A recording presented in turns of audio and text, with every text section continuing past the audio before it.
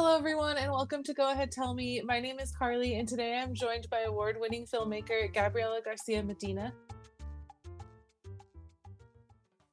Gabriela, thank you for joining me today. I'd love to start by hearing a bit about your background and how your work as a filmmaker has come to be. Cool. So, hi. Thank you so much, Carly, for having me. Of course. My work as a filmmaker.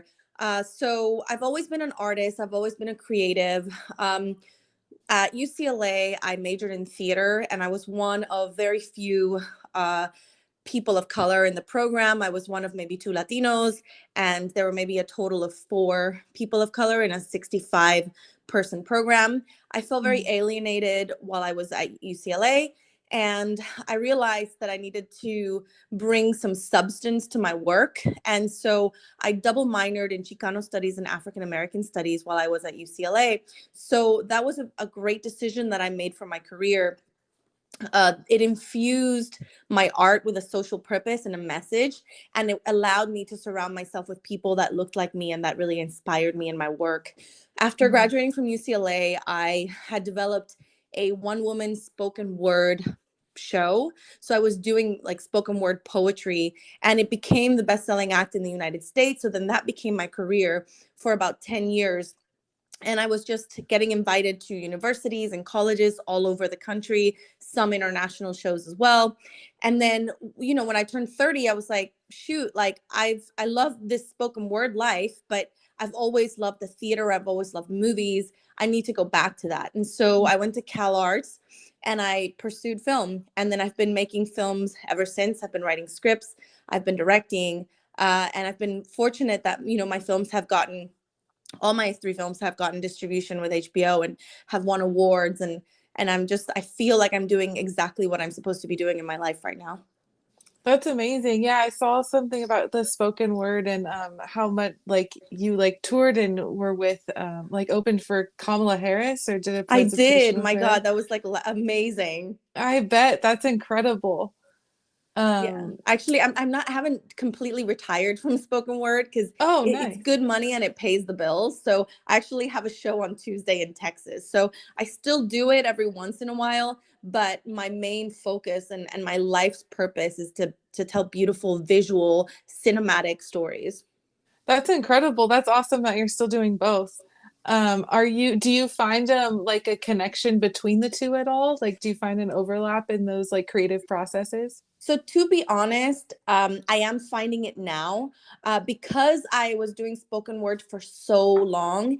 It became it became my identity, and I was the spoken word girl. So when I Mm. decided to go to Cal Arts, I didn't want to be known for my spoken word. Like I could go into a room and if I didn't know anyone and I did a poem, I would automatically have people that would want to talk to me because, Mm. oh, she's a good poet. So when I went into Cal Arts, I was like, I don't want to be known as this person anymore. I want to focus only on film. I want to redefine. I think that spoken word, I had outgrown it, to be honest. Hmm. And so I focused so much on film and on taking risks and on failing and on exploring my craft, and that was huge for my creative growth. And now, like maybe a few years ago, I started developing a film that is a spoken word Spanglish adaptation of a Shakespeare play. So now Oh, I'm like, wow. now I feel like I can dominate film, and I'm comfortable in my spoken word, and it's been enough time where I can pull it in and really take advantage of it in a really cool, creative way. Wow, that's really cool. That sounds like an exciting adaptation to do. And also, the reason I wanted to do it too is because I learned to speak English when I was like 8 or 9 years old. So English is my second language. And going to Mm. school and majoring in theater, I was always very intimidated by Shakespeare. I never felt like I grasped it the way other students did. And so now that I feel so confident and comfortable, I want to take this language that's, historically white, male, old, and I want to subvert it, and I want to tell it from an ESL Cuban American perspective. So I'm really excited about that project, actually. That's very exciting. I love that. Well, one of the things that I noticed when like reviewing your films and everything is how a lot of them center on like the child's perspective. And I was wondering if that's like pulling from your childhood and how your like own childhood has impacted your stories in film. Yeah, actually. So absolutely, yes. I was Lily, I was in Little Con Lily. If your listeners don't know the story, Little Con Lily is about a little girl who's home alone. She's supposed to be doing her homework, but instead of doing her homework, her mom's at work. She's just munching on all the goodies in her house and watching her favorite musical band on television until her mom comes home too soon, and then Lily has to like hustle to make it seem like she had been doing her homework the entire time. So yes, I was definitely Lily. My mom and my dad, they worked till late. So a lot of times, as soon as I was old enough, I would walk home from school by myself, and I would eat cereal and watch TV until they got home, and I should have been doing my homework. So definitely, there's a bit of nostalgia, and there's definitely an influence of my life. But I hope that everyone who watches it can relate to those moments in their own lives. And in terms of Birdie, the Brilliant, which is a film at this festival, that's a mixture of my life and my little cousin. My little Mm. cousin grew up in Cuba in the 90s, and that was during the special period in Cuba where things were very scarce. There wasn't a lot of food, things were just difficult to find. And there was this new little like hamburger place that opened up near our house, but it was in dollars. And families in Cuba, they don't make dollars, so it was really expensive. But every day she walked by it, she's like, oh, I wish I could have this hamburger meal. And so Mm. my aunt was like, I'll give you a quarter like every day if you behave and if you help out around the house, and then you can save up, and this will be a lesson for you. And so she saved up like all her little coins, and she was so excited. Every day she would walk by this new hamburger place and she would imagine like her burger and fries and milkshake. And then like finally, like a few weeks later, she raised the money and she's gonna go get it. And then she overheard my great grandparents talking about milk and how they hadn't tasted milk in so long. And so she went out to get this hamburger and came back instead with like a bottle of milk from the black market for my great grandparents. And that was Oh. such a beautiful moment, and it stayed with me like every time. Even like 20 years later, my cousin's now 30 or 30 Mm. something, and even this much time has passed, when I hear my aunt tell this story, it still brings tears and emotion to her eyes, that this little girl did this, and it's something she really wanted, and she sacrificed it because for the great grandparents. And so I really, that the emotion was still so raw, and it was so universal, that I wanted to base Birdie on a story kind of like that. I love that. That story gave me chills. That's Oh, so sweet and like for someone so young to think like that is yeah. it's And then just so Birdie is sweet. also me because I was a little kid hustler. So I would always be trying to figure out how to make a few pesos. So if like my aunt bought some candy at the circus, we'd come home from the circus and I would split the candy into like little 10 pieces of candy. I'd wrap them in like paper and I would go out and I'd sell it on the street with my cousin. So I wanted Birdie to have this little bit of grit and spice to him as well. I love that. And that's premiering today, right, at the That film is festival? tonight. Yeah. How excited, how do you prepare for like festivals and premiering films like that? To be honest, a lot of my films have premiered at virtual festivals because Ah, of COVID. mm-hmm. But I mean, I don't know. You just go, and I just I trust that it's a beautiful story, and I'm very excited. I'm not nervous. I'm not worried in any way. I just think it's a story that needs to be told. There's a space for it. There's an audience for it, and I can't wait for the world to see it. And I want to bring joy to my audience. I want them to feel good about themselves when they're watching it. Yeah, and you had mentioned before we started recording, you mentioned like wanting to bring like an uplifting and fun story to like to represent the Latin community rather than like showing the traumas and everything. Do you mind talking a little bit about that? Yeah, I just feel like, and I'm going to be very honest with you, I feel kind of stifled even in this industry as more opportunities are arising for Latino and people of color filmmakers. I feel like those opportunities are still being curated mostly by white people.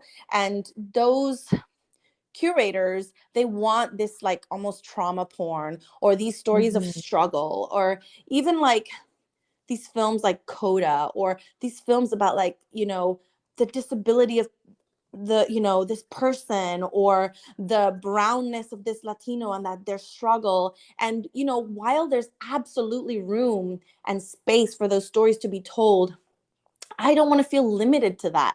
I want Hmm. to be able to tell every kind of story, just like Tarantino can tell like a kung fu, fun action comedy. Like, I want to do that as a Latina. Why Yeah. can't I do that as a Latina? I want to tell just a positive, Disney-esque, beautiful, birdie story of magic.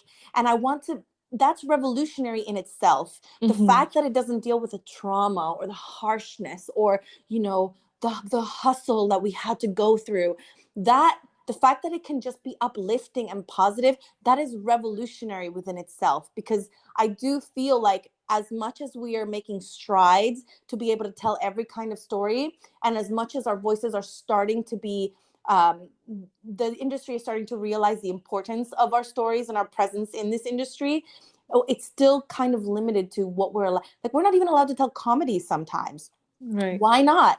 you know so I want to change that. Everything Yeah, I ever and make, I want to change that. I love that as well. I think that right now, for some reason, I feel like all like film and even TV is so dark and trying to pull these like really drama or dramatic and like dark stories. And I especially in like the Latin community of representing or bringing these like very heavy stories. And I feel like representation means showing every side, and not Absolutely. every side is dark and traumatic. And so and one thing I really loved about watching your work is the colors. Everything is so vibrant, and it just looks so like it is uplifting just in the visual like side of it as well. Which is really different, I think, to a lot of like other films that focus on the Latin, like you said, the traumatic experience. They're usually a lot like the colors are muted, and it's not so. It doesn't look bright. It doesn't bring that uplifting feeling that I can tell that you're doing with your work. Yeah, like color, production design, costumes, hair and makeup, like every element of filmmaking as a director, I take very um, intentional focus on. And yes, Hmm. I love brightness. I love poppy, beautiful. Like, I sometimes call it like a starburst in your mouth, like those candies. I want that feeling color wise in my films and in my worlds, for sure. Yeah, and I can tell you're doing that, especially in like the trailer for Birdie, with even just the like sparkles in the costume and the like makeup and everything. You can feel that like excitement in just seeing it visually, which is something I always really love from film, is looking at the colors and like how color is used to evoke emotion. And you're doing like what you're doing with it is really cool to see. Thank you. And I think I hold myself, and everyone really, but myself especially, to a very high standard, because I feel like so much pressure to constantly prove myself, especially in this industry, that I take very intentional approach in every little detail of a production. And I want to make sure that everything has been used to its fullest potential to completely and most intentionally express exactly what I envision in my mind. Because when people watch our films, I want them to see that the reason there's not more of us in this industry is not due to lack of talent, but to lack Hmm. of resources. So I hold myself to really high standards, and from the color to the editing to the credit sequences, like, I take very great care in making sure that everything is very deliberate.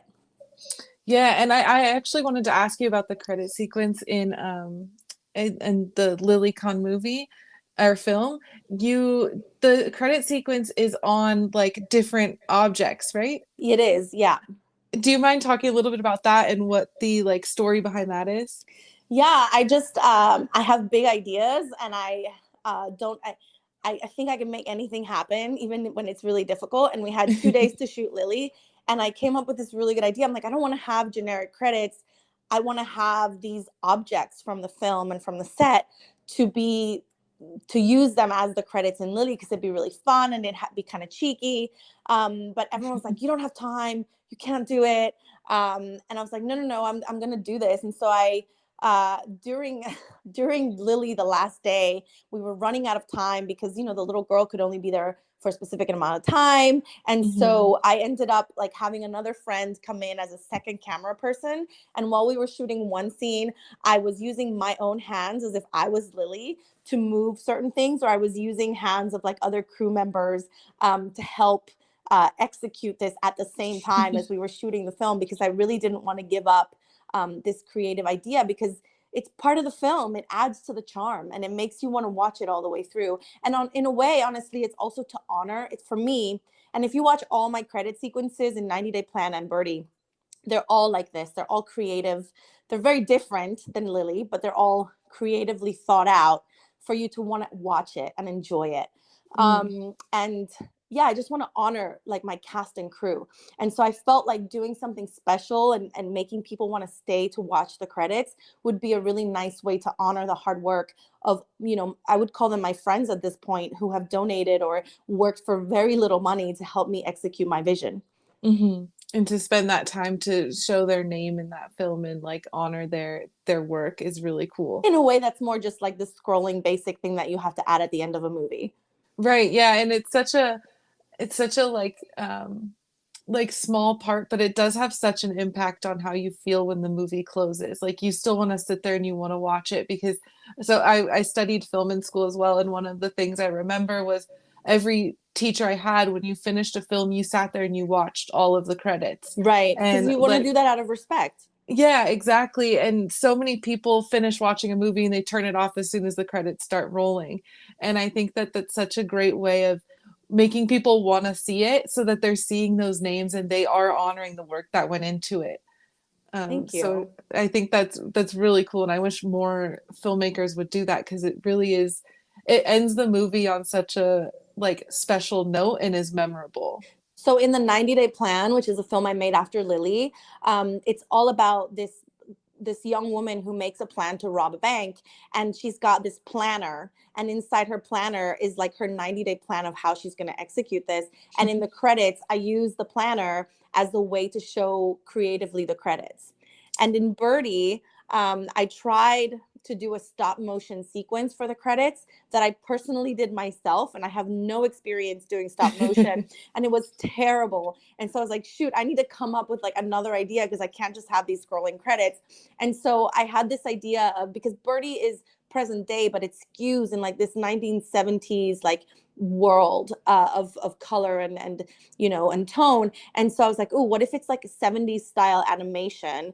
And I had figured out how to slightly do animation through messing up at the stop motion stuff. So I was able to create something really, really cool for Birdie as well. I'm committed to like really fun credits. Oh, I'm excited. I'm gonna when the movie or when I'm able to watch it, I'm gonna see or stay and look for those credits because that sounds super cool. Love it. Um, the other question I had for you, so you had mentioned like feeling alienated at UCLA a little bit, which brought you into like studying the Chicano studies and things like that.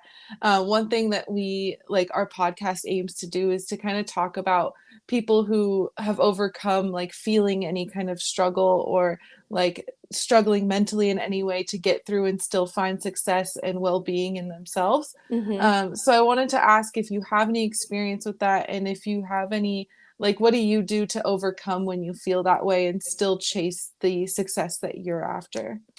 That is a good question. So yeah, I mean, growing up in Cuba, I never felt alienated. Growing up, I actually from Cuba, my family immigrated to England, so I did live in London for many years, and Mm, there I wasn't. Latinos weren't the minority. It was more like Indian and African as well, but not really like I could pass kind of as white. Even though my English and my family's English wasn't very good, it was never a thing. And then coming to the US was the first time that I was like, oh, like this is a thing. And also, like, to be completely honest, I grew up fantasizing white culture. And I think you see that in Lily as well. She mm, fantasizes this white band. And I grew up on Growing Pains and Family Ties and all these shows and movies that told me that whiteness was great. And so coming to terms with that when I was 18 or 19, living by myself at UCLA was very difficult. But I guess just educating myself, just trusting my instinct was like, go for Chicano studies, go for African American studies, like get to know these people that are like you in many ways. That just ended up really enriching my art and my Mm-hmm. creative practice. And then the other thing I want to say is I think it's easy to be underestimated as a Latina female filmmaker. So I am driven when someone underestimates me or thinks I can't do something. My immediate instinct is like, watch me. And then I go out and it fuels me to work even harder, and it's what I was Mm-hmm. saying about, I want this industry to see that our lack of representation is not due to lack of talent, it's due to lack of resources. So I hold myself to very high standards to produce something that is really strong.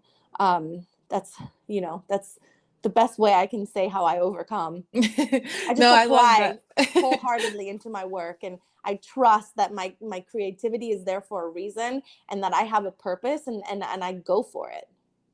Yeah, I think self, like believing in yourself and knowing that you can do what you want, I think is really important to overcoming those two, is to not doubting yourself and knowing that what you are passionate about, you can do it. And so I think that mentality is really really important, and I think it's a good thing for people to hear as well, because I feel like a lot of us deep down we're like, yeah, we can do it, and then somebody comes in and doubts us, and then we start to doubt ourselves. But who are they? Who are Yeah, they to doubt exactly. you? Exactly. Yeah. So I think that's really like a great piece of advice too for everyone listening, is that what if you know deep down that you can do it, then just forget what everybody else is saying and go for it. And to add to that, like, I'm being completely honest, again, as an immigrant, my mom and my family did not want me to be an artist or a filmmaker. Like, I was supposed to be an engineer, a lawyer, or a doctor, or an economist, which is what my parents do. And I Mm. was never into that stuff. And so from an early age, I had to work really hard to prove that this is what I wanted to do and that this is what I was good at. So that's also something. Yeah, well, you are. Your films are amazing, and I know you have. Lily has been turned into a feature film, right? It is being turned into a feature film. So we actually ended up we're working with Mandalay right now. We ended up getting Jennifer Lopez's company, New Yorican, attached. Oh And then we wow. ended up getting a deal at Netflix. And unfortunately, during the Netflix purge of 2022 in May, Mm. my film went into turnaround, which Oh. means Netflix is no longer making my movie. And now we're back out with it, looking for a home for it. Oh, well, I'm sure you're gonna find somewhere for it. It's a beautiful, beautiful short film, and I know that there's a great feature film out of it as well. Thank you. Yeah, Of I'm not course, concerned. I feel like everything always ends up the right way and being made the way it's meant to be made. exactly. Yep, it'll get there one way. For sure. Well, thank you so much for being here today and sharing your story and your work with us. And best of luck today at the festival. I'm very excited for you and very honored that you took this morning to talk to me while getting ready for this big day. Carly, thank you so much. I'm so great. I love talking about film and art and my work, and I'm so grateful that you invited me on your show. Wishing Gabriela the best today as she leaves us to go to the premiere of her new film, Birdie the Brilliant. Be sure to follow us on Instagram where you can stay up to date with our newest episodes and find out more about watching Gabriela's films. Thank you all for listening. Talk to you soon.